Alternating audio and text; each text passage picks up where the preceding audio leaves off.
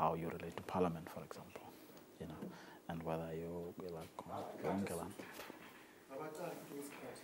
now what's a cut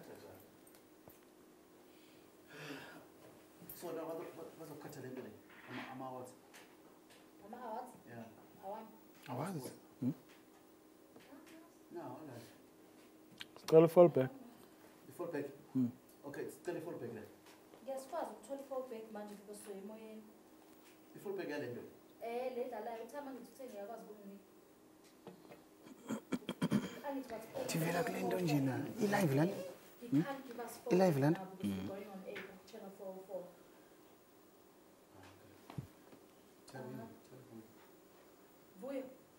You want fallback for this program? I need 404. Yeah, because I'm gonna ad lib about it when we start. Just check because usually. Okay, it's fine. It's fine. Not a problem. Okay. So it's not. Ungakwazi usinike fallback yale nto edlala manje ku 404.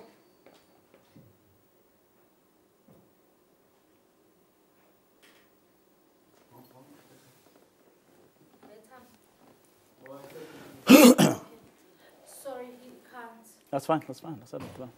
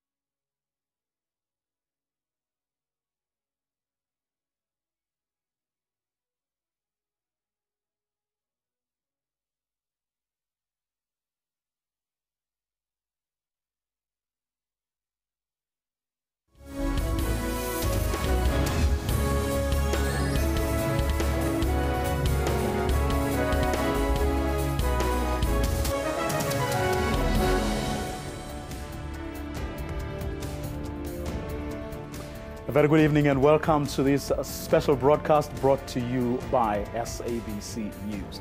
Tonight we bring you highlights of the Public Protector's response to ANC statements and accusations made earlier this week.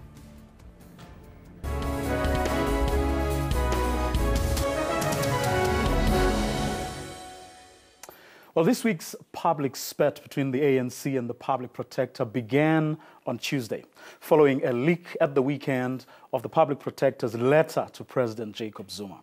The ANC called a media briefing where they admonished Advocate THULI MADONSELA. Here are some of the comments that ANC Secretary General Gwede Mantashe made on the day. The biggest worry is about the Public Protector treating the President of the Republic almost as her personal project instead of dealing with the matter institutionally. Now, the National Working Committee holds the view that the Public Protector's Office is not above the Constitution and the laws of the country, and therefore cannot be seen to be operating above them. She has to observe processes that govern the work of state institutions.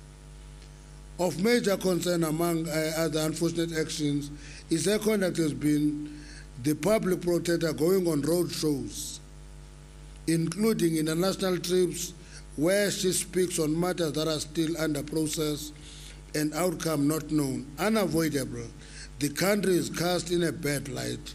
We must thank our comrades in Zimbabwe for refusing to approve a roadshow in their country. To us, that behavior of a public protector who goes on roadshows, go international, badmouth the country is unacceptable. Her intention to discredit the ANC and its leadership in government has been consistent. Not long ago, she made an allegation that a certain cabinet minister is a drug dealer. For God's sake, who is that minister? We can't every time we meet members of the cabinet suspect and try to smell who's smelling drugs. We must be told Minister so-and-so is a drug dealer and the case has been referred to the Hawks, not general statements. And you make that general statement and you say you make them publicly. That is a very strong confrontation and attack on the cabinet, and the intention is to discredit the ANC because that's what is at the heart of the program.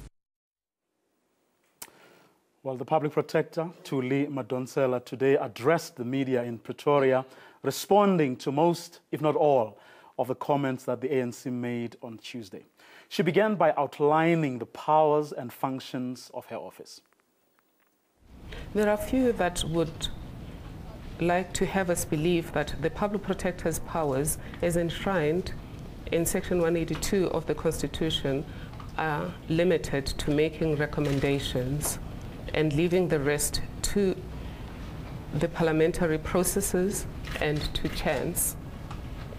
I must confess that I'm not one of those, and that the view shared by the public protector team, after many years of scrutinizing the constitutional wording and comparing the wording with wording for fellow constitutional bodies and ombudsman offices globally, is that the choice of words, take appropriate remedial action, by the framers of our Constitution was not a mistake. I must say, my team and I draw comfort in noting that the view we take is consistent with that expressed in a document titled Ready to Govern, submitted by the African National Congress to the multi-party talks that gave birth to constitutional democracy. On what eventually became the public protector, the document says, I quote, "The ANC proposes that a full-time independent office of the Ombud should be created with wide powers to investigate complaints against members of the public service and other holders of public office, and to investigate allegations of corruption, abuse of their powers, rudeness, and maladministration. The Ombudsman shall have power to provide adequate remedies. He shall be appointed by and answerable to Parliament." Of course, I must indicate that the only thing there is he, the only problem, but the rest of it is still relevant. Well, here in studio to discuss some of the comments made by the public protector today is the ANC's spokesperson, Mr. GUTTO. Welcome, sir, and thank you very much for joining us. Good evening. Well, I'm going to start where the public protector left off. Her powers, that they're given to her. In fact, your party gave her those wide powers. And it was deliberate in doing so, and that she is playing by the book to investigate any conduct, report on that conduct, take appropriate remedial action.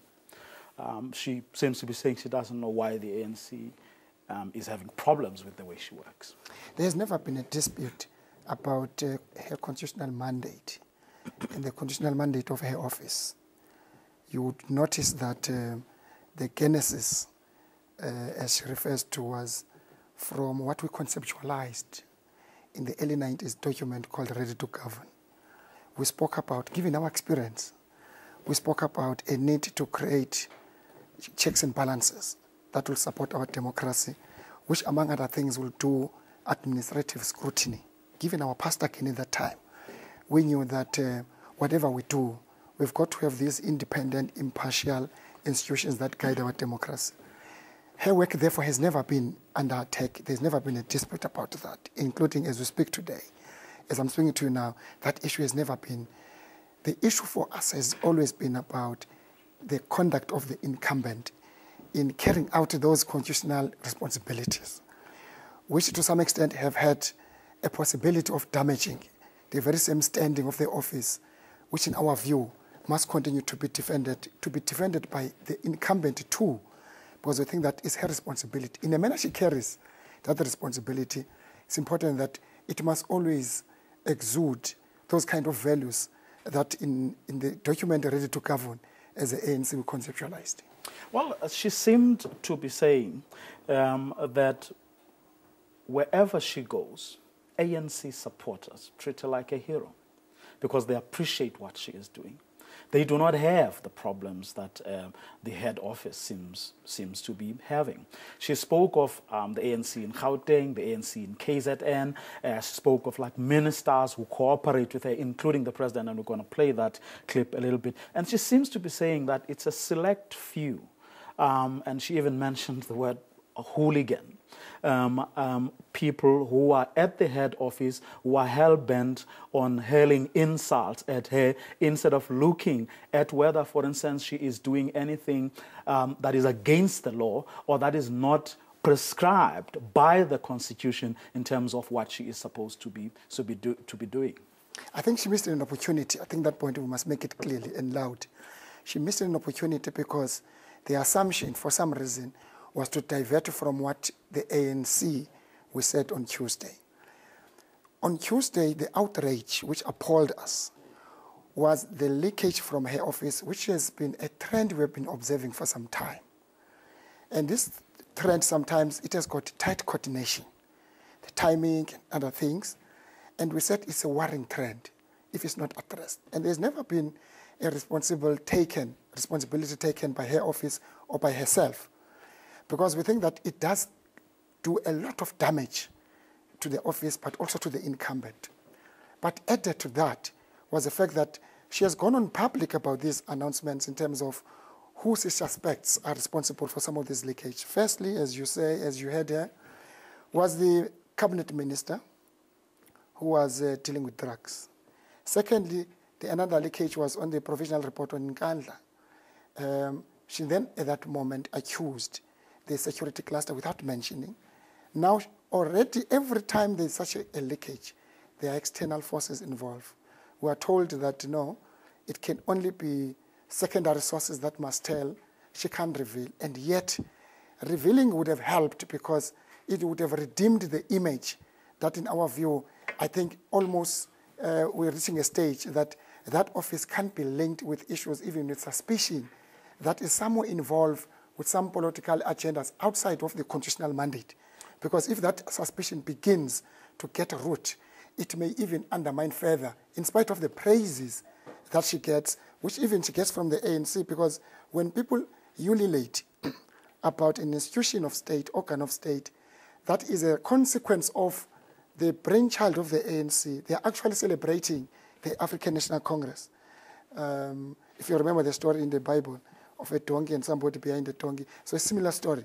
They are celebrating the African National Congress and its achievement. If we have weaknesses as ANC, where we think we must be vocal on issues that think may actually at the end undermine the very same office, we'll continue to be vocal about it. And we've done so with her. Not to say there's something wrong with an office of the public protector. We are going to go to her comments on the leaks, but just to get this to get clarity on this one. So you do not have a problem with her powers, how she's investigating, how she is reporting on the conduct of the investigations, and the fact that she has the powers to do or to take appropriate remedial action, and the fact that, I mean, her decisions must be accessible to the public. You do not have a problem with how she's conducting herself on those matters. Both from the drafting phases up to the final draft of the Ready to Govern, we're very clear on the creation of Chapter 9, including the creation of this office, that it must be independent, it must be impartial, it must be investigate.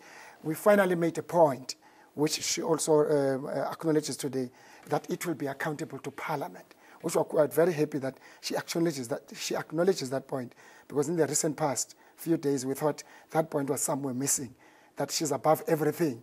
And I think today it was important, given the acknowledgement of the genesis of the establishment of that office, is that it was from the ANC point of view, that it can never be the ANC that undermines its very own organ that is created through all the processes that she mentioned. Well, let's hear what the public protector had to say about where she thinks some of the misunderstandings or how they sort of tend to happen, and some of the things that she believes politicians often miss around democracy especially. Here's what she had to say when we asked her about that. We have a democracy that is built to last, and I think the architects of our constitutional democracy understood that in our transition to a full constitutional democracy, there will be different interpretations.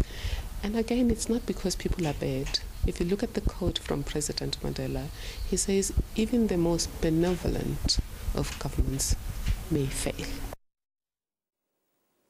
So she seems to be saying that, look, this is how democracy works. Right? And the problems that other people well, she didn't use the words blow out of proportion.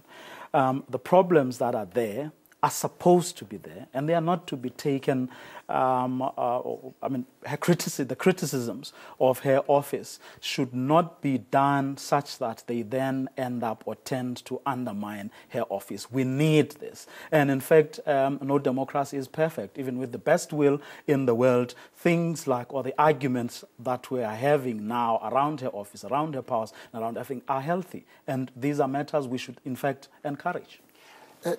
Democracy, by its definition classical, is a very elastic concept. And I think it must not, therefore, having said that, allow the incumbents, those in position of power, to undermine even their very same duties and responsibilities. Do you think she's doing that? The point we make is that there can be no justification of whatever kind, how elastic democracy may be, that we can live and just think that thing as normal when there are leakages of confidential correspondences in your office, particularly when you conduct such sensitive work as investigating, making recommendations, and so on, because two things happen. You're violating the basic right of those that are investigated when you leak information in public, because some of you are unfair, they are not given a right. In fact, the public is either mobilized and this public opinion against them. And even later, when the final report comes out, already there's a solid foundation in terms of public opinion. So there could be an element of a public trial, which is unfair to those who are investigated. But two, people who are investigated must have a confidence in that office. And I'm saying that issue on its own is not addressed in terms of democracy.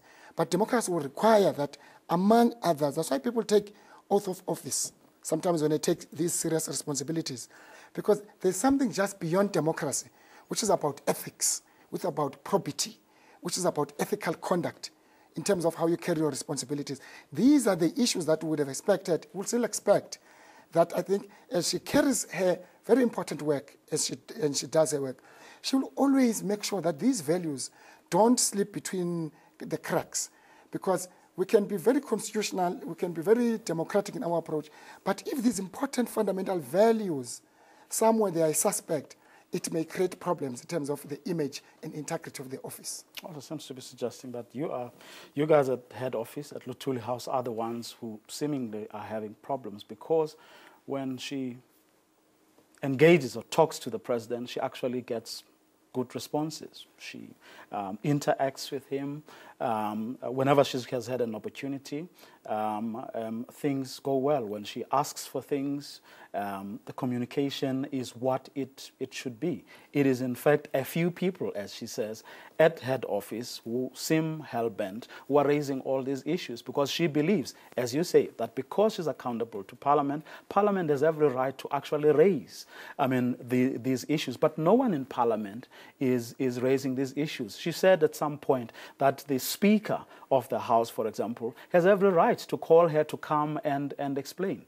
But that has not happened, suggesting then that Parliament is in fact has no problem with her. You, a few people who are at the ANC headquarters, are the ones who are having problems.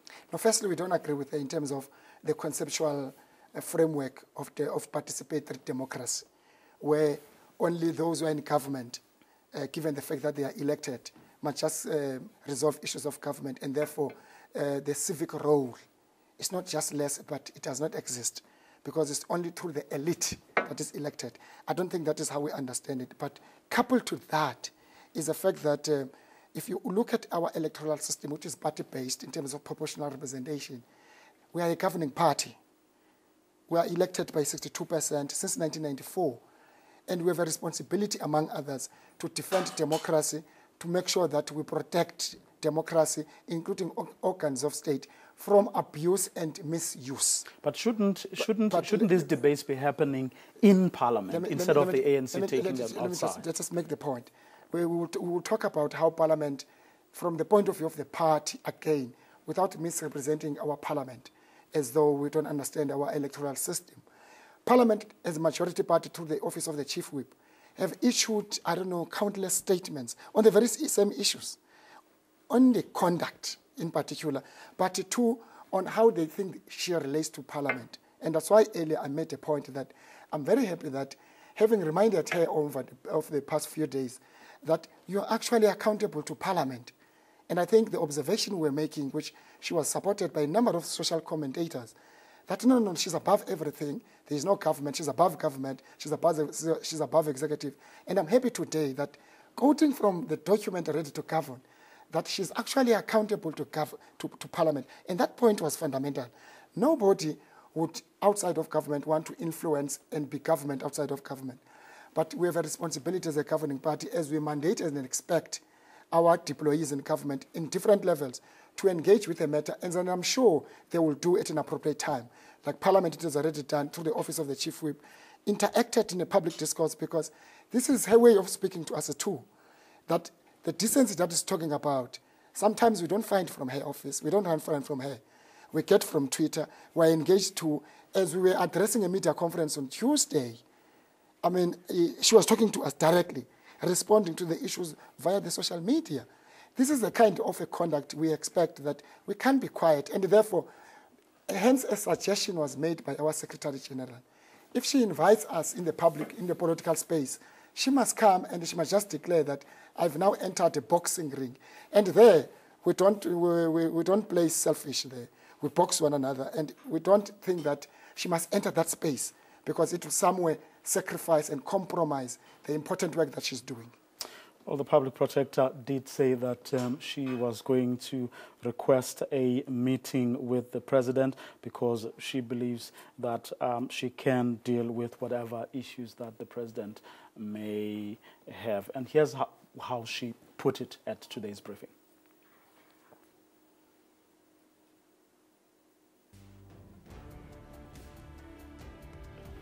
My engagement with President Zuma in the last 5 years has been along a similar appreciation of my office's role and the value it is adding to him and his government. At my first official meeting with him, he stressed to me the importance of acting without fear or favor. When I investigated a matter involving his conduct, shortly thereafter, his office assisted mine, and on conclusion of the investigation and my office following up on remedial action, there never was drama. In fact, there's never been any drama or lack of assistance from the presidency on any investigation whenever my office or myself have engaged with that office. The current drama has arisen in the wake of a confidential letter written to the President as the head of the executive, requesting clarity on matters outlined in the letter.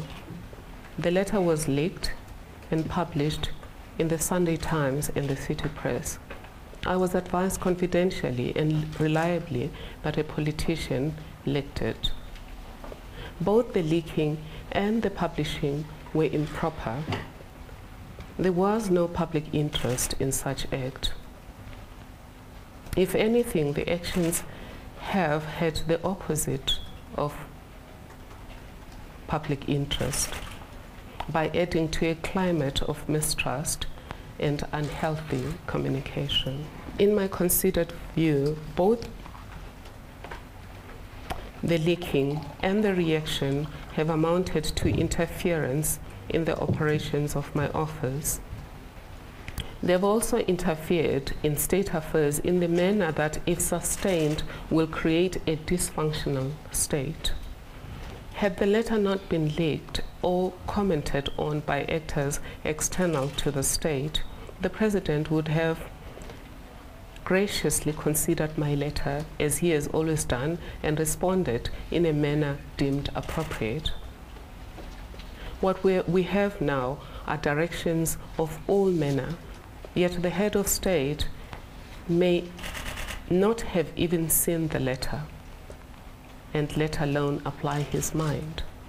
To me, that is a problem we must address collectively.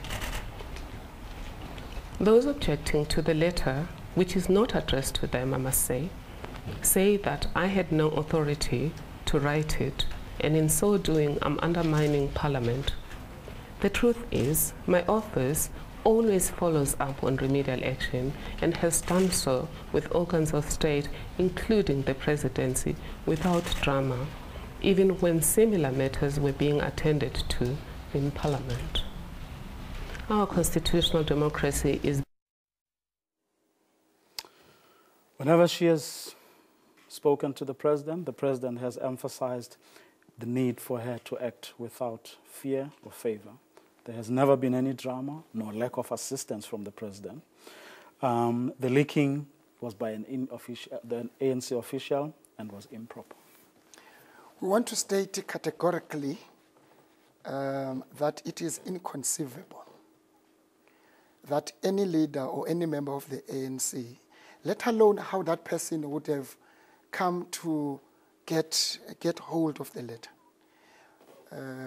because the letter was between two officers, let alone that, put that aside. It is inconceivable that any person, for whatever reasons, as it is insinuated in the so-called confidentially informed, reliably, that it was a senior person. It is a diversion. That is a decoy. It's a decoy, it's a diversion. The reality is that as much as she knows, as much as we know, the leakage was from her office. It is precisely the conduct we make that she's not acknowledging the amount of problem and the damage some of these leakages, instead blaming external, we are called external actors. And I think it does not help, because then she needs to work hard to restore the integrity of that office just on the aspect of leakages from the office. But why would you be so confident that it was her office that leaked? Do you mean, are you not entertaining even a vague possibility that something like that could come from elsewhere? From where we come from, Honorable Vuyo, we can say it with our eyes closed, that whoever might have informed her, deliberately misinformed her, deliberately. And I think, unfortunately, we suspect that she did not do the double checks, which are necessary in terms of information. Whoever might have peddled that information to her, whether it's a journalist from the two media houses to whom she claims it was leaked to, completely for other reasons, misled her. It did not come, certainly, it is inconceivable. It did not come, certainly, from any member, from any leader, from any senior member of the African National Congress. Scott, I'm going to ask you to hold your thoughts right there. We're going to take a quick ad break. We'll be back right after this.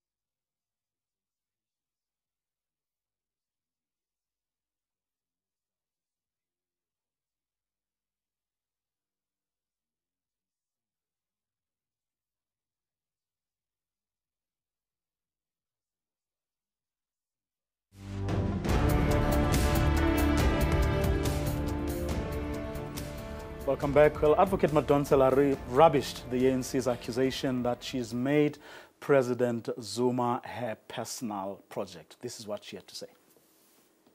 I have not made the president a personal project. I haven't made any state actor a personal project. You will note that I issued my report 5 months ago.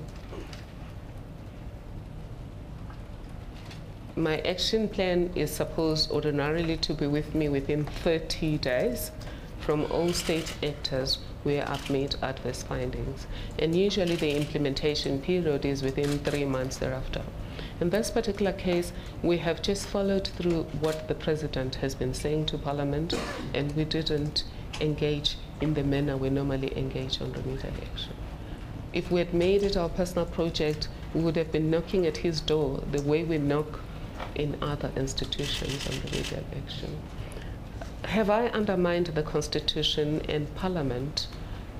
No. In fact, if I had failed to follow up on remedial action just because it's the president, I would have undermined the Constitution. And those were the engagements that I had with my team. What do you do now? In fact, at some stage, my team asked me, if this had been done by Minister so-and-so, what would you do?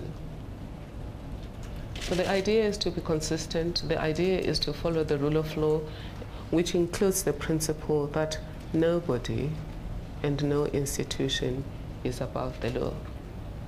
And my understanding is that the president has not taken exception, or at least he has never said that to us. It is actors outside the state that have done that. Well, the public protector also raised concerns about statements directed at her. I'd just like to read you a tweet that's come from the official ANC Twitter account 42 seconds ago. It says, "This is a missed opportunity by the public protector to redeem damage caused by THULI MADONSELA's conduct."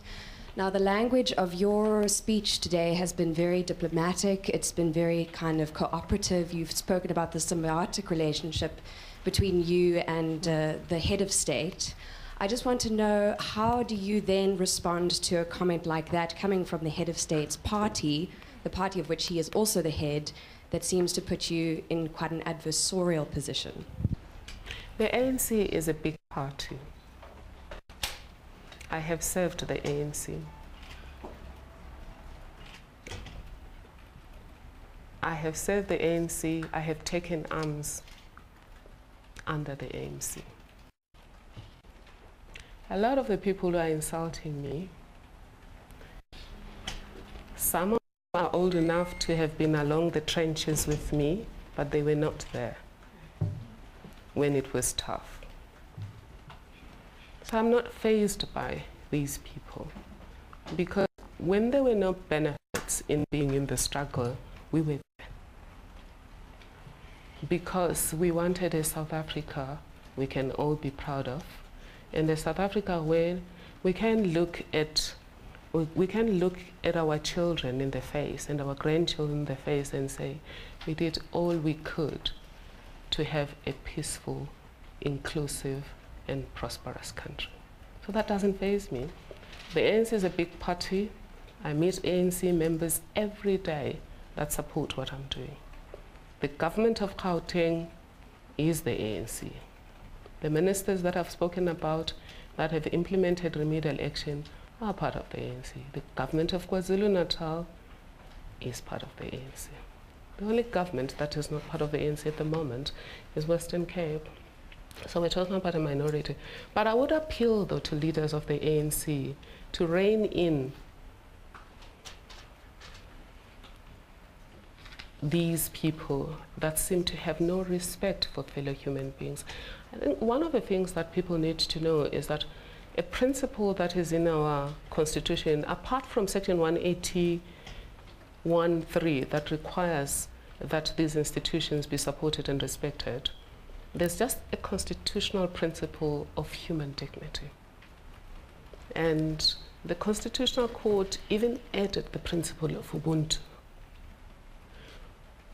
The hooliganism that masquerades as political party spokespersonship has to be reined in by the parties.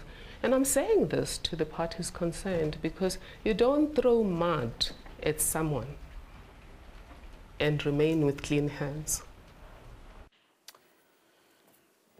Hooliganism disguised as spokespersonship. Well, we won't stoop low to that level. I think she has a right to say all the things. Our interest is to make sure that that office functions and it actually meets its constitutional obligation. We would, at an appropriate time, meet with her as an incumbent to address some of our concerns. Not because she described it as hooligans. I think that's her view. Because we think that office has got a role to play to strengthen democracy, like all other or Chapter 9 institutions and other organs of state. But again, just to re-emphasize the point, we're happy that she repeats this point time and again of the relationship between Chapter 9 institution, her office in particular, and Parliament. But it's important, that point, so that we don't somewhere create a perception of a constitutional crisis, which we thought she also answered the question, because we made an observation that there seems to be a suggestion, like I said also earlier, that there's this super Chapter 9 institution above all, which is above Constitution, and she makes that point quite unequivocally, that no body or institutions above the law is above the supreme law, which is the Constitution. Those two are quite basic and fundamental. And if we're to move with that understanding, the rest of other issues I spoke about, conduct, ethics, and so on, I'm sure are issues that we can sit around the table and discuss. Also says that in the way she does her work, she has to do follow-ups. And at no point has the president taken an exception to what she does. Again, I'm sure. Strangely, it is the ANC that does that. I'm sure, yeah, because Parliament doesn't do that she regards the ANC as an external factor. I've just explained. We're not just a social movement or a protest movement. So an issue-based organization somewhere. I should explain that fact. But secondly is that acknowledging that she has also made an admission, at least an understanding and appreciation of her accountability in Parliament, is that the letter seemed to have suggested, we now know what the letter says, although it was not addressed to us because it was leaked to the public, that whilst her office had done its work and deferred the report to Parliament with certain remedial action to be taken, but it acknowledged the role of Parliament in the process. And Parliament, given its responsibility as a separate, different arm of state, it then constituted what is called ad hoc committee as we speak now, a multi-party, not just ANC. And Parliament is not an ANC Parliament. And it said it considered its own processes. So one would have expected that in a manner that, in as much as everybody else respected her office when they were doing in other offices, when they were doing their own investigation, you'll give Parliament its own benefit of doubt, for the lack of a better word, by herself, even if there were issues, as she would have addressed those issues privately with the president. Probably that issue would have been different, because it can't be a suggestion that she's got all the right to comment even on processes that are no longer with her office. They're with Parliament as a separate arm of state, independent from a public office. But I think she did say that there is no obligation on her part to actually wait for other processes. Hence, she began by outlining how she normally conducts her investigations, right through to her suggesting whatever remedial action may be necessary. In other words, she doesn't have to do that. She says she's been consistent. This is how she has conducted all those. She's not addressing a general issue. She's specific if you look at the letter.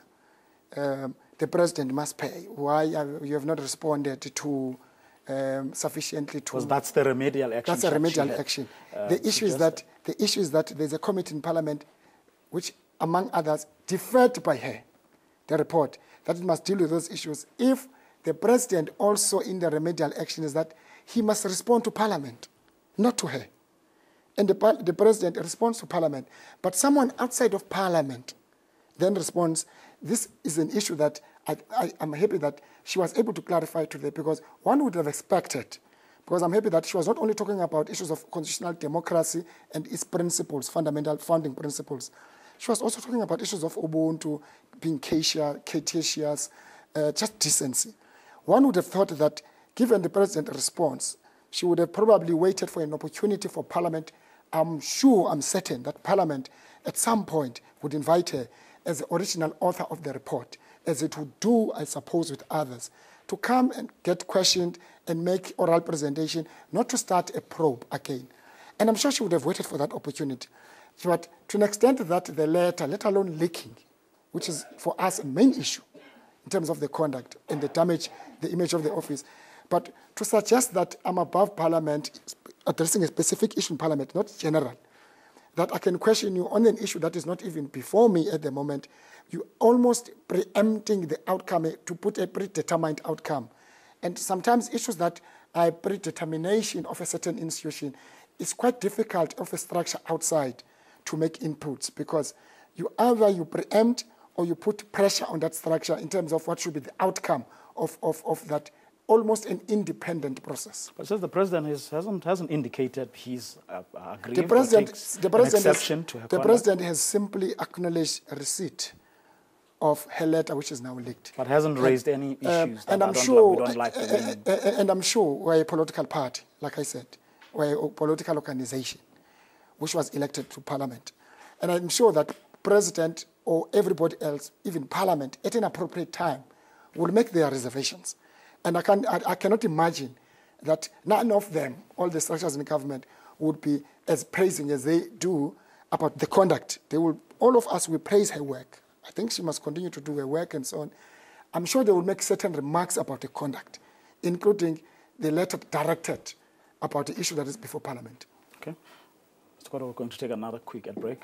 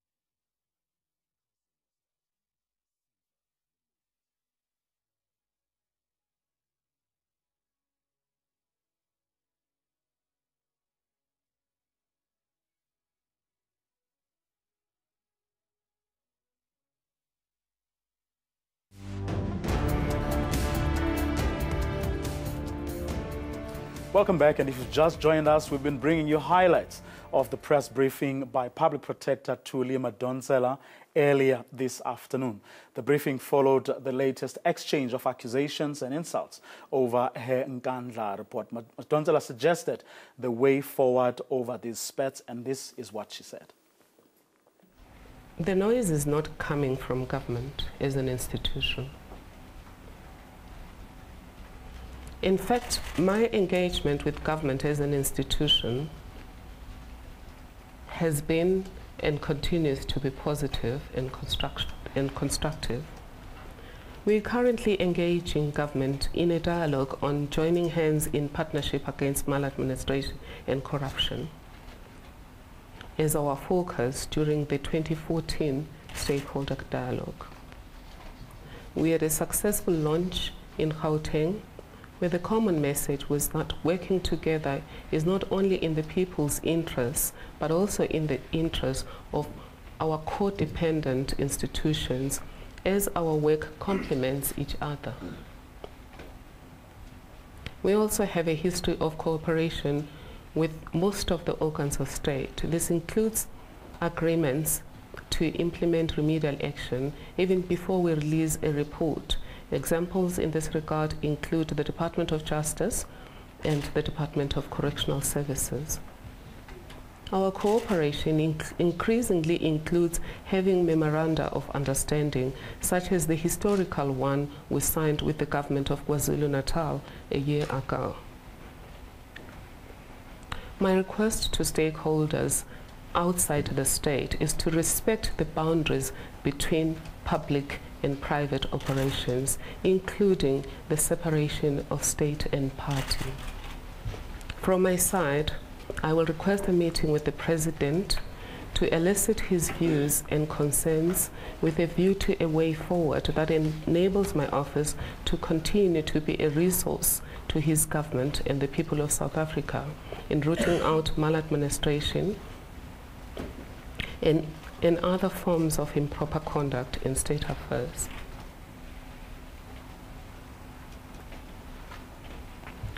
My request and engagement with the Presidency will be with a view to finding ways of working together in the pursuit of the South African dream, of a state that acts with accountability, integrity, and responsiveness at all times, and progressively delivers on an improved quality of life for all and freed potential for all persons. Sort of from where you sit as the ANC, what should be the way forward? Where to from now? What's the best way of handling the issues at hand? Well, firstly, the one which I think we must never compromise, all of us, regardless of the views we hold, agreeing and disagreeing, is that we must continue to give our unequivocal support to the Office of the Public Protector, both as government, as a party, and in society, like we would do with other Chapter 9 institutions like Auditor General that are doing exceptional work to make sure that it's not about finding guilty of any party, but they are improving the efficiency of the state. And I think that she has done extremely well. And I think we must continue to support that office. Secondly, from the party point of view, at an appropriate time, we will have a meeting. Not for the first time, just before elections. Just before she released the Nkandla report, we had a meeting with her quietly.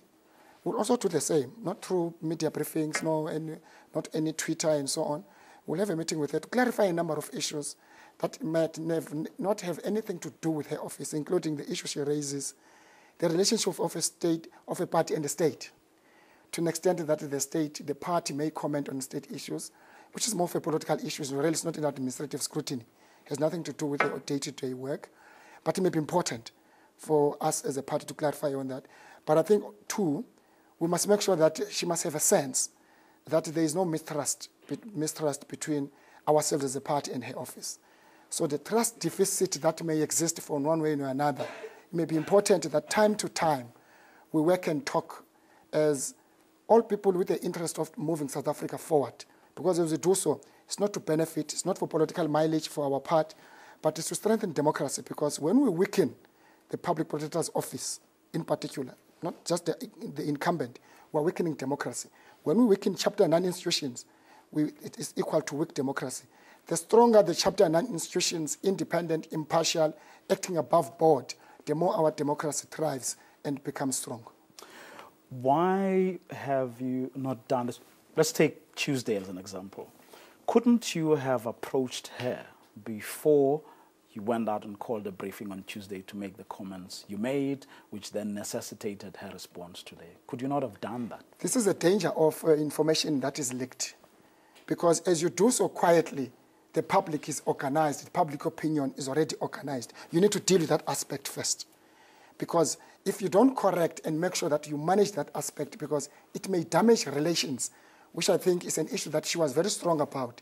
Issues of relation, symbiotic relations, working together. And that theme is important for us to make sure that we help these organizations and organs of state. The more we have less leaks, the more it gives us time to quietly discuss as we're going to do with her, as I just said, as part of our way forward, to deal with these issues. But because already the issues in public, one of the headlines was THULI's bombshell to the ANC. Or to President Zuma, we had to find a way to understand what are we dealing with, to an extent that you start to make speculations and assumptions about, is it a deliberate, for what reason? So you speculate other conspiracies and so on. And I think the more she manages these leaks, which I hope now she will have take some responsibility as a leader and the incumbent to make sure that it doesn't happen again. But I think, like I said, whatever we do, whatever commentary we might have made or make as the African National Congress, it will never be to weaken that office. It will make, among others, to correct from what we observe, may undermine the authority of that office and its integrity, but we are interested to strengthen that office. We are also interested on our comrades in Parliament to make sure that they give this office the necessary support it deserves. Not because people would give praise to that office, but we must make sure that it functions, it does its work, because we have problems that this office is beginning to unearth some of them, and I think it's helping government to move forward. And with the benefit of hindsight, could you not have reason above your strong beliefs even that, for example, she leaked? That, for example, she conducts herself inappropriately at times. Could you not, as a leader of society, as an organization that is the governing party in South Africa and that keeps on saying it is a leader of society, could you not have said, irrespective of the headlines that we may be seeing today, maybe for us, the best thing to do is to call her and say, these things are getting out of hand. We are unhappy, let's try and deal with this. I'm saying, even with the benefit of hindsight, are you not prepared to accept that perhaps Tuesday was a mistake? This is a third observation we make, a common trend of a tight coordinated timing of some of these leaks, which I intended, among other things, talking about leaks, which are intended, among other things, in our view, they've got an element to undermine and discredit some of our leaders, either in government or as the ANC. And I made mention of a cabinet minister who's dealing with drugs. Today, as a country, as the African ANC, we don't know. Seated at THULI House, every minister walks around, we sniff who smells drugs, because she made it in public. Again, the security cluster, even before elections, I'm sure they look among themselves. They see guilt in each of them, that I might have leaked a document. The issue is a problem of leakage of information. And I think we have to deal with an issue that was in public in the first instance from a point of view of a party, to manage the battle of ideas, that there's a conglomeration of liberal forces that continue to mount offensive onslaught on the African National Congress, its character and its leadership. You couldn't be quiet when that issue is actually eroded even by the leak itself, that even among themselves as the ANC, there are those who continue to feed the public because of whatever party political battles, they are now prepared to go to the extent of leaking a private company. We needed to deal with that issue. But having done so, we think that, I'm sure the two offices appreciate that it cannot be Maziekien. Let's work together, find a way for the sake of our democracy, for the sake of her office, which I think for us, we hold it high, and with respect, we must give necessary support. What has come to must pass, and make sure that we build a new foundation, we learn, take some lessons from the things that have happened. So, GUTTO, we're going to leave this particular issue of the public protector right here, but I want your comment on another top story of today, which was the spy tapes. The DA has, of course, as many of you would have heard, warned of yet another court battle in the so-called spy tape saga. The Supreme Court of Appeal today ruled that the NPA should hand over the tapes within 5 days. Retired Judge Noel Hett is the court-appointed arbiter. He will decide exactly what is to be released to the DA and what constitutes national security. A long 5-year battle, and it's over. The NPA will have to hand the tapes to Judge Hett. They center on conversations and memoranda between the head of the now-defunct Scorpions, Leonard McCarthy, and former NPA head, Bulelani Ngcuka. Their conversations were cited as a reason to drop fraud and corruption charges against President Jacob Zuma. It purportedly details a political conspiracy ahead of the ANC's 2007 Polokwane conference. Subsequently, acting NPA boss Mokotedi Mphe dismissed the case against the president in waiting. Today, the Supreme Court of Appeals ruled in DA's favor. Within 5 days of the date of this order, the respondent shall cause to be delivered to the Honourable Mr. Justice N.V. Hurt copies of the internal documentation. On the copy of each document following part of the internal documentation, Justice Hurt shall mark or record that part of the document which he considers to reveal the contents of third respondent's written or oral representations. the DA vowed to pursue charges against the president if it found Mphe's decision was politically motivated. This is one of the most important days in the history of our democracy, because we stand before the Supreme Court of Appeal. And the Supreme Court of Appeal has said today, we are all equal before the law. None of us is above the law. And if anybody is suspected of a crime and there is a case to be made against that person must have his day in court, whether that person is the president or a pauper. The president, on a state visit to Russia, also responded. Those are matters that the court has taken a decision as they saw matters in the way they saw them. They are independent to take the views. I don't think I would wanted to venture to talk about it, and I think the courts have decided, and those who wanted the decision to be taken a particular way, they now have whatever it takes to do whatever they want to do. I don't think it needs my comment. The ANC says it hopes the ruling will bring finality to the matter. The NPA says it will comply with the order. Our intention to diligently release all the documents and give them to the judge as they indicated in the judgment that was delivered this morning. And of course we hope to do that as soon as possible. Today's court ruling narrows the possibility of it being challenged in the Constitutional Court. We are dealing here with a situation where they need to be able to hand over or to produce these tapes so that the tapes can be authenticated independently. Are they authentic?